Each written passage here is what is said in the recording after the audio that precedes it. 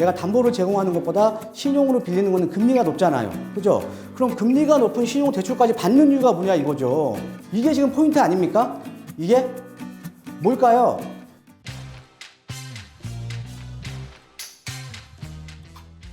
네, 안녕하세요. 드림몬스터 투자연구소 대표 정창래입니다. 자, 이번 시간에는 이제 금리 얘기 해야겠죠? 그죠? 어제부로 이제 기준금리가 15개월 만에 0.25%가 상승을 했습니다. 예, 그래서 지금 이제 기준금리가 인상이 됐으니까 우리 이제 부동산 시장에 미치는 영향, 제대로 좀 알고 가야겠죠. 예, 그래서 뭐 부동산 시장이 좀 하락을 할 수 있을 것인가, 좀 안정을 찾을 수 있을 것인가. 사실 여러분들, 우리 지금 방송 보고 계시는 시청자 여러분들도 생각을 해보시면 누구든지 다 알잖아요. 지금 많이 올랐잖아요. 그죠? 예, 과연 좀 안정을 찾을 수 있을 것인가를 한번 살펴보고 가기로 하겠습니다. 그리고 우리가 또 이 금리에 대한 얘기를 하면서도 이 금리에 대한 얘기를 하면 일단 하반기 시장에 대한 전망도 아울러서 우리가 좀 예측을 해볼 수가 있겠죠. 그죠? 예, 그죠? 자, 본격적으로 한번 들어가 보겠습니다. 자, 지금 한국은행 기준금리, 한국은행 기준금리가 지금 이제 2018년도를 정점으로 해서 계속 내려왔죠. 예, 내려와서 2020년 5월 달에 이제 거의 뭐 제로금리, 그러니까 실질적인 제로금리죠. 예, 실질적인 제로금리 시대를 열었습니다. 자, 그런데 15개월 만에, 2020년 5월 이후에 15개월 만에 지금 어제부로 지금 0.75% 인상을 했다라는 거죠. 0.75%. 자, 그래서 앞으로 이제 지금 예견이 되는 게 지금 이제 그 하반기 정도에 한 번 더 추가적으로 인상할 가능성도 좀 있겠죠. 예, 추가적으로 좀 하반기에 인상할 가능성도 좀 있는 것 같습니다. 자, 그래서 15개월 만에 이제 기준금리가 인상이 됐고, 이와 더불어서 지금 이제 담보대출 금리, 그러니까 주담대 담보대출 금리 같은 경우에도 지금 이렇게 좀 완만하게 좀 올라왔는데 이제 좀 더 올라가겠죠. 금리가 인상이 됐으니까요. 그래서 지금은 이제 평균적으로 보면 2.74%인데 이제 한 3% 정도, 3% 좀, 지금 2.5%가 올라갔으니까 당연히 3% 정도 이제 이 주담대 금리가 좀 올라가겠죠. 예, 그래서 지금 이 주택담보대출 금리도 이렇게 작년 8월 이후로 이렇게 완만하게 좀 올라왔습니다. 완만하게 올라왔고요. 자, 보시면, 자, 금리 인상과 이제 부동산에 대한 상관관계를 보면요. 자, 당연히 차주 입장에서는 이제 대출에 대한 이자가 부담이 되면, 그죠? 예. 그러니까 내가 어떤 물건을 사야 되는데 이 금리가 올라가게 되면 당연히 지금 매수 심리는 당연히 이제 위축이 되겠죠. 예, 그러니까 수요자가 좀 줄어들겠죠. 예, 수요자가 줄어든다라는 거는 이제 거래량 감소를 이제 일으킬 수밖에 없는 거고. 자, 거기다가 이제 금리 인상이 되게 되면 아무래도 지금 레버리지 효과가 좀 적어지죠. 예, 레버리지 효과가 좀 적어지니까 가격 상승에 대한 기대감이 좀 하락을 할 수밖에 없는 겁니다. 자, 그 다음에 또 시장 참여자들도, 지금 매수자들도 지금 관망세에 대한 것들이 좀 상승하겠죠. 그렇죠? 예, 그래서 좀 관망을 하는 시장 참여자들도 좀 많이 늘어날 거고요. 예, 그래서 금리 인상이라는 게 부동산이랑 상당히 어떻게 보면은 연관성이 상당히 높다라는 거죠. 자, 그런데 우리가 한번 살펴봐야 될 게 우리가 부동산에는 여러 가지 부동산이 있잖아요. 우리가 차익형으로 보는 차익형 부동산이 있고요.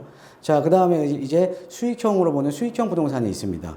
자, 근데 우리가 보면 이제 아무래도 이제 금리 인상이 됐다라는 거는 차익형보다는 수익형 부동산에 대한 영향이 더 클 수밖에 없겠죠. 금리가 인상이 됐으니까. 왜 그러냐? 자, 금리가 인상이 됐으니까 아무래도 금리가 인상이 된 만큼 내가 가지고 있는 부동산에 대한 기대 수익률이 올라갈 수밖에 없습니다. 예, 기대 수익률이. 자, 근데 기대 수익률이 올라가게 되면 어떻게 되냐? 자, 이 수익형 부동산을 살려는 매수인 입장에서도 기대 수익률이 지금 올라간 거 아니에요? 자, 그럼 기대 수익률을 높이려면 매매 가격을 떨어뜨려야 된다는 거죠. 매매 가격을. 그러니까 이게 수익형 부동산 같은 경우는 매매 가격이 하락할 여지가 좀 있는 겁니다. 예, 그런데 중요한 거는 우리가 일반적으로 우리가 지금 서울의 아파트 시장이라든가 이런 시장들은요, 수익형 부동산이 이제 아니죠. 그죠? 예, 수익형 부동산 아니잖아요. 그러니까 과거에는 우리가 아파트를 사서 월세 받으려는 수요가 많았잖아요. 자, 그런데 최근에 아파트 가격이 폭등을 하면서 지금 사실은 월세를 받을 수 있는 아파트가 없죠. 서울이나 수도권 지역에. 그죠?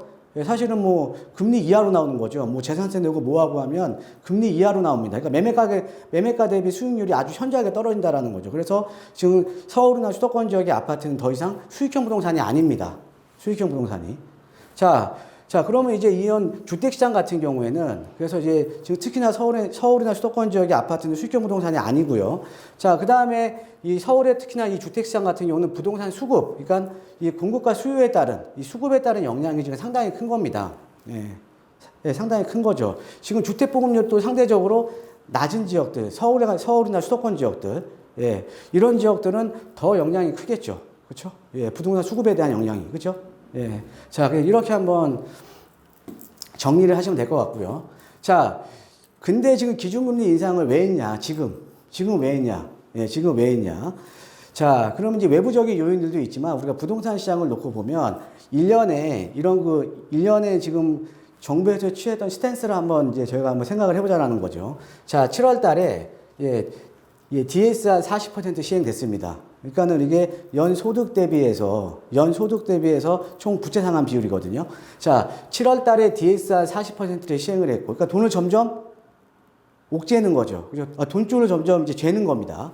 자, 7월 달에 DSR 40% 시행을 했고, 그 다음에 지금 여러분들 잘 아시다시피 제가 저번 주에 말씀드렸던 신용대출 규제도 들어갔죠. 자, 거기에다가 뜬금없이 주담대, 그 다음에 전세자금 대출 규제 저번 주에 또 들어갔습니다. 그죠? 지금 농협이라던가 수협이라던가 지금 시중은행권들 또 이렇게 지금 주담대 지금 한시적으로 지금 대출 규제 들어갔거든요. 자, 이게 지금 돈줄을 재는 거 아닙니까? 예, 돈줄을 잰다라는 거는 뭐냐면 부동산 시장의 안정을 찾으려고 이렇게 지금 정책을 썼던 거죠. 자, 거기에다가 지금 기준금리 인상했어요. 그죠? 그러니까 1년에 이런 것들이 유동성을 지금 차단시키는 거죠. 그러니까 돈줄을 재서 주택시장에 대한 안정을 지금 노리는 정책들입니다. 예, 근데 우리가 보면은 이런 것들 지금 한시적이죠. 그죠? 예, 한시적입니다. 예, 한시적이고. 자, 그럼 이제 기준금리 인상을 지금 했다라는 건 어떻게 보면 1년에 그동안 취했던, 스탠스를 보면 다 어떻게 보면 돈줄을 재는 역할을 했다라는 거죠. 예, 그러니까 당연히 이 주택시장에 대한 안정을 노리고 지금 금리가 인상이 됐다라고 좀 보시면 되겠습니다. 물론 이게 전부는 아니지만, 그렇죠? 예, 일부 요인이죠. 자, 그러면 이제 기준금리 인상을 이제 되는데 하반기 시장이 또 어떻게 하반기 시장이 어떻게 될 것인가? 자, 지금 우리가 뭐 올해도 계속 얘기했지만 지금 3기 신도시 사전 청약 물량 나오면 시장이 안정될 거다. 왜? 수요자들이 글로 관심을 갖게 되면서 그러니까는 이제 재고주택 시장보다는 사전 청약 쪽으로 많이 갈 거다. 그래서 시장이 좀 많이 안정될 거라는 이런 얘기들을 많이 했었잖아요. 자, 근데 뚜껑 열어놓고 보면 어떻습니까? 예, 기존의 지금 7월 달에 지금 3기 신도시 사전 청약해서 지금 주택 시장이 안정됐습니까? 아니죠. 그렇죠? 예, 그러니까 이런 이제 어떻게 보면 이제 사전 청약을 하더라도 지금 주택 가격이 오르고 있다라는 거죠. 자, 그 다음에 지금 추가적인 대출 규제. 지금 사실 이 돈줄을 죄는 건 이제 다 나온 거예요. 예, 금리까지 인상했으니까는 금융 쪽에서는 다 나온 겁니다. 금융 쪽에서는. 자, 거기다가 우리가 예상을 했지만 벌써 이제 금리 인상 됐잖아요. 즉, 이건 어떤 거냐면 시장에 대한 불확실성이 제거가 된 겁니다. 이제는. 금리 인상 됐잖아요. 그죠? 예, 대출 규제. 지금 나올 수 있는 거 다 나왔죠. 그죠? 자, 그러니까 이제 시장에 대한 불확실성이 지금 제거가 된 거예요. 어떻게 보면. 다른 면에서 보면요. 자, 그러면 이제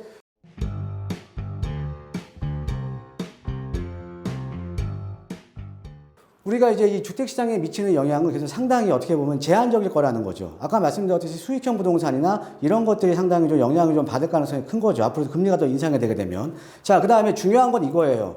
주택 공급은 여전히 부족하다.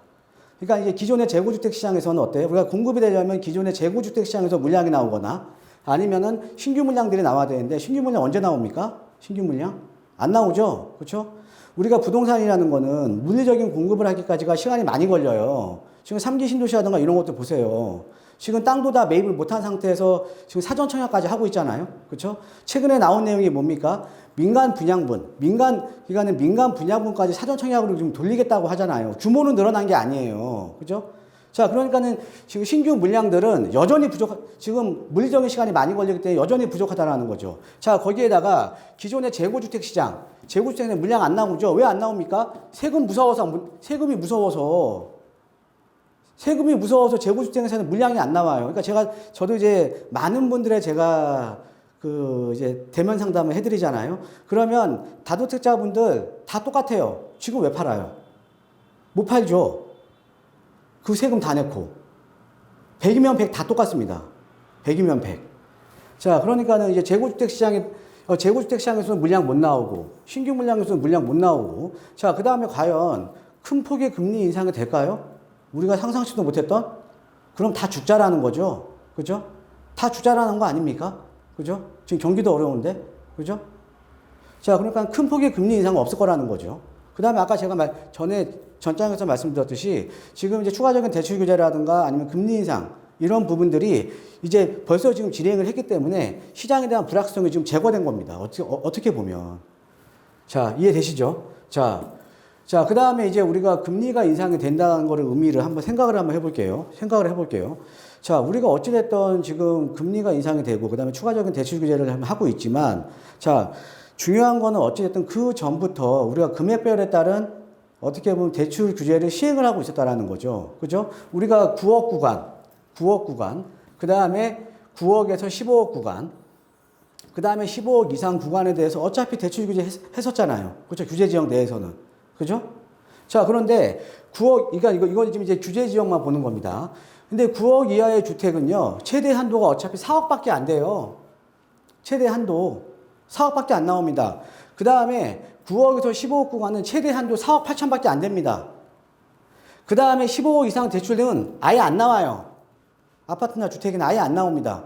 그러니까 이미 추가적으로 이미 우리는 대출에 대한 규제를 시행을 하고 있었다라는 거죠. 그러니까 우리가 어찌됐든, 그러니까 이 한도가 상당히 적잖아요. 그렇죠? 자, 그러니까는 우리가 어때요? 지금 여러분도 언론에서 지금 접했듯이